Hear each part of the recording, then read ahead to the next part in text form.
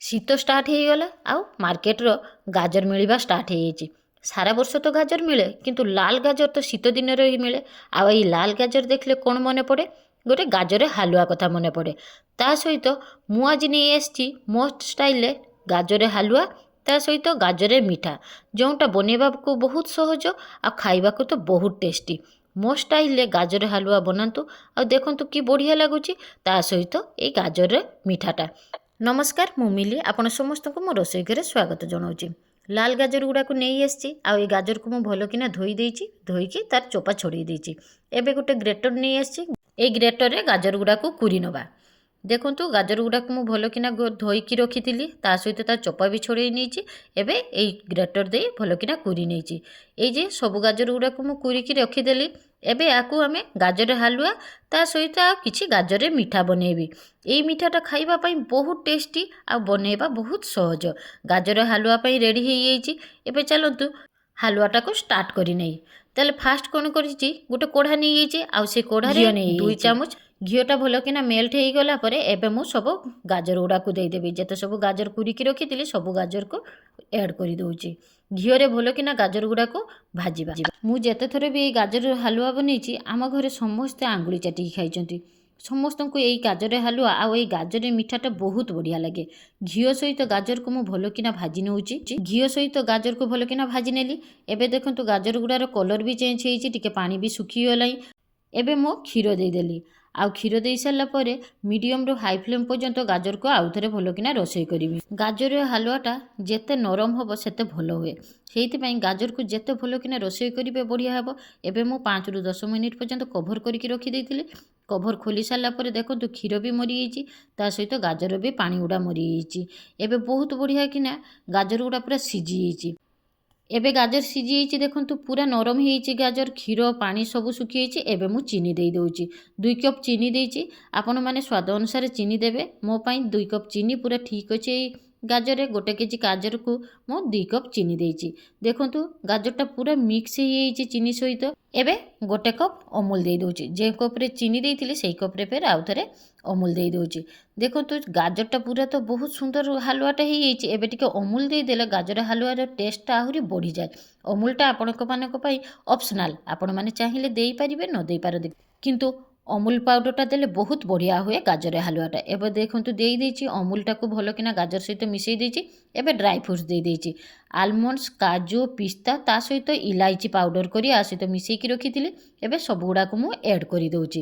ଆଉ ଏବେ ଖୁବ୍ ସୁନ୍ଦର କିନା ଏବେ ଗାଜର ହାଲୁଆଟାକୁ ଭଲ କିନା ମିକ୍ସ ହେଇସାରିଲା ପରେ ଦେଖନ୍ତୁ କି ସୁନ୍ଦର ହେଇଛି ଗାଜର ହାଲୁଆଟା ଦେଖିବା ପାଇଁ। ଗାଜର ହାଲୁଆ ରେଡ଼ି ହେଇଗଲା। ଏବେ ଚାଲନ୍ତୁ ଗାଜରରେ ମିଠା ବନେଇବା ପାଇଁ ରେଡ଼ି କରି ନେବା। କେକ୍ ବନେଇବା ବେସ୍ ଗୁଡ଼ା ନେଇଯାଇଛି, ସେଟାରେ ଘିଅକୁ ଭଲ କିନା ଲଗେଇ ଦେଇଛି। ଏବେ ଗାଜର ଗୁଡ଼ାକୁ ତା ଉପରେ ସ୍ପ୍ରେଡ଼୍ କରି ନେଉଛି। ଏଇ ଗାଜରରେ ମିଠାଟା ଖାଇବା ପାଇଁ ବହୁତ ବଢ଼ିଆ ଲାଗେ। ଦେଖନ୍ତୁ ଟ୍ରେଟାରେ ପୁରା ଗାଜର ଗୁଡ଼ାକୁ ସଜେଇ ଦେଇଛି। ଭଲ କିନା ପୁରା ସ୍ପ୍ରେଡ଼୍ କରିନେଲି। ଏବେ ଆକୁ 1ରୁ 2 ଘଣ୍ଟା ପର୍ଯ୍ୟନ୍ତ ଥଣ୍ଡା ହେବା ପାଇଁ ଦେବା। ତା ସହିତ ମୁଁ ଆଉ ଉପରେ ଯେ ଲେୟାରଟା ଦେବି କ୍ଷୀରରେ ସେଟାକୁ ବି ମୁଁ ରେଡ଼ି କରିନେବି। ଆଉ କିଛି ଗାଜର ହାଲୁଆ ବଳିଯାଇଛି, ତାପରେ ଟିକେ ଡ୍ରାଇ ଫ୍ରୁଟ୍ସ ଦେଇ ଘର ସମସ୍ତଙ୍କୁ ଦେଇଦେଇ ଖାଇବା ପାଇଁ ବହୁତ ଟେଷ୍ଟି ଆଉ ବହୁତ ବଢ଼ିଆ ଏଇ ଗାଜର ହାଲୁଆଟା। ଦେଖିବା ପାଇଁ ଯେମିତି ହେଇଛି ଟେଷ୍ଟ ବି ସେମିତି ହେଇଛି। ଦେଖନ୍ତୁ କି ସୁନ୍ଦର ହେଇଛି। ଡ୍ରାଇ ଫ୍ରୁଟ୍ସ ଦେଇସାରିଲା ପରେ ଗାଜର ହାଲୁଆଟା ବହୁତ ବଢ଼ିଆ ଦେଖାହେଉଛି। ଏବେ ମୁଁ 1 ଲିଟର କ୍ଷୀର ନେଇଛି। ଏଇ 1 ଲିଟର କ୍ଷୀରକୁ ଭଲ କିନା ଫୁଟେଇବା। ପୁରା ହାଇ ଫ୍ଲେମ୍ରେ କ୍ଷୀରଟାକୁ ଫୁଟେଇବା ଆଉ କଣ୍ଟିନ୍ୟୁଅସଲି ତାକୁ ଚଲାଉଥିବା। କ୍ଷୀର ତ ଟିକେ ନା ଟିକେ ଲାଗିଯାଏ ଟିକେ ନ ଚଲେଇଲେ, ସେଇଥିପାଇଁ ସବୁବେଳେ ଖୁସୁଣି ଦେଇ ତାକୁ ଭଲ କିନା ଚଲାଉଥିବା। ଆଉ 1 ସ୍ପୁନ୍ ମୁଁ କ'ଣ କଲି, ଭିନେଗାର ଦେଇଦେଲି। 1 ଚାମଚ ଭିନେଗାର ଦେଇ କ୍ଷୀରଟାକୁ ଟିକେ ଛିଡ଼େଇ ଦେଲି। ତାହେଲେ ଦାନା ଦାନା ହେଇ ଯେ ଛେନାଟା ବାହାରିବ ସେଇଟା ବହୁତ ବଢ଼ିଆ ଲାଗିବ। ଏବେ 1 କପ୍ ଅମୁଲ ପାଉଡ଼ର ଦେଇଦେଉଛି। ଏଇ ଅମୁଲ ପାଉଡ଼ର ଦେଲେ ଆହୁରି ବଢ଼ିଆ ଲାଗେ। ଅମୁଲ ପାଉଡ଼ରର ତ ଟେଷ୍ଟ ଗୋଟେ ଅଲଗା। ମୁଁ ଗାଜର ହାଲୁଆରେ ଦେଇଥିଲି ଆଉ ଏଇ କ୍ଷୀରର ବି ଦେଉଛି। ବହୁତ ବଢ଼ିଆ ଏଇ ଅମୁଲ ପାଉଡ଼ର ଦେଇ କ୍ଷୀରଟାକୁ ଆହୁରି ଭଲ କିନା ଫୁଟେଇ ନେଲି। ଫୁଟେଇ ସାରିଲା ପରେ ଦେଖନ୍ତୁ କ୍ଷୀରଟା ଅଧା ହେଇଯାଇଛି। ଏବେ ଅଳ୍ପ କିଛି ପନିର ଦେଇଦେଉଛି। ଆପଣ ଚାହିଁଲେ ପନିର ଦେଇପାରନ୍ତି, ନହେଲେ ନାହିଁ ନଦେଲେ ବି ବହୁତ ବଢ଼ିଆ ଲାଗିବ। ମୁଁ ଟିକେ ପନିର ଦେଇଦେଲି, ଫ୍ରେଶ୍ ପନିର ଘରେ ବନେଇକି ରଖିଥିଲି କ୍ଷୀରରୁ। ସେଇ ପନିରଟାକୁ ମୁଁ ଆ ସହିତ ଆଡ଼୍ କରିନେଲି। ଏବେ ଏଇ କ୍ଷୀର, ପନିର ଆଉ ଅମୁଲର ଯେ ମିକ୍ସଚରଟା ଏଇଟା ବହୁତ ବଢ଼ିଆ ଲାଗିବ। ଦେଖିଛନ୍ତି ତ କ୍ଷୀରଟା କି ସୁନ୍ଦର ହେଇଛି। କ୍ଷୀରର ପାଣି ପୁରା ମରିଯାଇଛି। ଏବେ ଦେଖନ୍ତୁ କ୍ଷୀରର ପୁରା ପାଣି ଶୁଖିଯାଇଛି। ଏବେ ଆକୁ କ'ଣ କରିବା, ଗାଜରଟାକୁ ଯେ ସେଟ୍ କରିକି ରଖିଥିଲି ତା ଉପରେ ସ୍ପ୍ରେଡ଼୍ କରିଦେବା ଆଉ ଥରେ। ଗାଜର ତ ପୁରା ସେଟ୍ ହେଇଯାଇଛି। ଏବେ ଏଇ ମିଠାଟାକୁ आ उपरे स्प्रेड करदेली। देखुं कि सुंदर हल्का हाथ में मुझे स्प्रेड कर नौची। आई क्षीर जे मिठाटा बहुत बढ़िया लगे। आपड़ जदि या भापा भी करती बहुत सुंदर हम। आमती गाजर उपर देकी कलापर भी आपको खावाई बहुत बढ़िया लगे।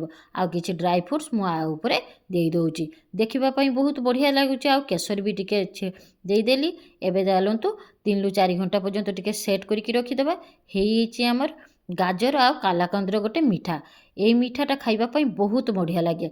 आपण मैंने जे मिठा दुकान ले बहुत टंका दे ये मिठाटा खाइबे, किंतु घर बनई नेले बहुत कम टंकार आ बहुत टेस्टी मिठा हो आपण मानक बहुत हेल्दी भी लगे। देखो काटिकी देखी दूची कि सुंदर सेट हो गाजर आ कालाकंदर ये मिठाटा। आपण मैंने घर बनातु आपण फैमिली सहित समस्ते बसी शीतरे एंजॉय करंतु। आशा करुच्ची मोर ये रेसिपीटा आपण मानक भल लगी। जदि भल लगी था गोटे लाइक कमेंट शेयर निहाती करंतु। आ मो चैनल को सब्सक्राइब करिया पई भूलंतु नाही। साइड रे बेल आइकन थिबो ताकू भी निहाती दबांतु। देखबे मु बहुत बढ़िया बढ़िया रेसिपी आनुची आउ नोटिफिकेशन आपण मानक पाखु जाउची। देखंतु एई रेसिपीटा बहुत सहज। आउ किछि काटिकी रखीदेली आम घरर आखपाख छुआ मानक पई दबा पई। सेमाने भी तो टिके टेस्ट करिवे मो हाथरे एई गाजर आ कालाकंदर मिठाटा जेमिति के बनेइची सेमिति खाइबा पई भी बहुत टेस्टी हेइची। आपण मैंने आउ डेरी करेंगे झटपट किना ये गाजर मिठाटा बनई नियंतु खाई दिंतु। दुकान को भी जावाक पड़ोनी घरे ही निजे बनई नेबे। एत सुंदर गाजर आ कालाकंदर गोटे मिठा जोटा खावाई बहुत टेस्टी आ बनवा तो बहुत इजी। आशा करुच्ची मोर ये रेसिपीटा आपको भल लगी। आ शीतरे समस्ते आपण मैंने भलरे रही था। आ निजको सुस्थ रखु। जय माँ तारिणी। नमस्कार।